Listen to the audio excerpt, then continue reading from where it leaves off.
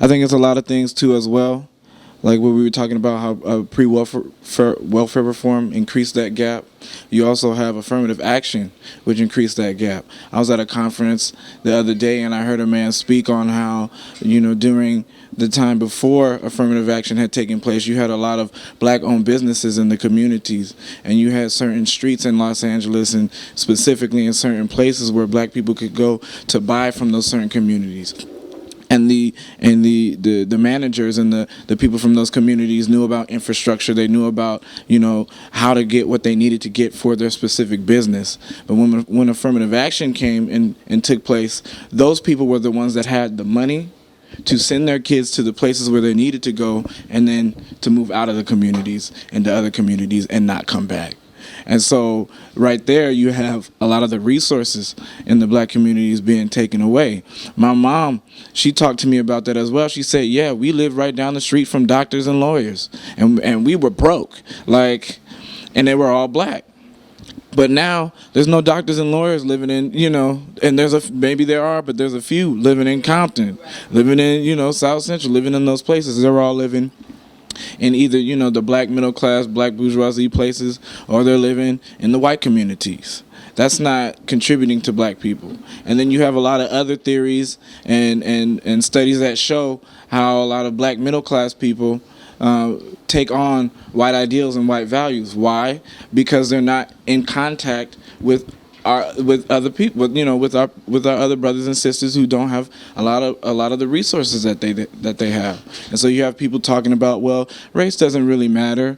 Yeah, because you have a way to combat that in your daily life. It does, but but because of the resources that you have, you're able to combat that, so you can't see it in that same way as somebody else can who can't eat. You know what I mean? And so that increases the gap too. And then you also have, a lot of, in my personal experience, a lot of older people talk to me and they try to tell me that I don't understand the past and what they went through and what they had to go through, and you guys just don't understand how good you have it today. You don't understand this, you don't understand that. And I really, and sometimes it really hurts in a way, because instead of being encouraging, it's always some sort of, well, y'all not doing what you need to do. You need to get up and go to school. I wasn't able to go to school, so you need to go to school, and you get 15 miles both ways uphill, and sit in there, without negating my experience. I was raised middle class. I was raised in a white community. They called me a nigger every day. I had to fight, me and my brothers, every day. It has not changed. It has not changed. And even learning things about the educational system and history, you go into education and you go into history class and you don't learn about yourself. And the only thing that you do learn about yourself, by default, is that your history is unimportant because it's not included. And if it's unimportant and my history, my people are unimportant, then I am unimportant. Why do I need to work? Why do I need to do this? Why do I need to do that?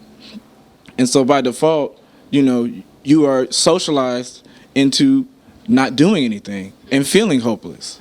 And so it's all calculated and it's all deliberate, in my opinion.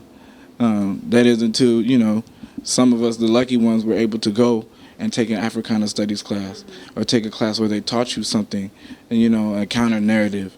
And we were able to leave that type of frame, mind frame, and go into something else. But that too is some of the disconnect that I wanted to talk about.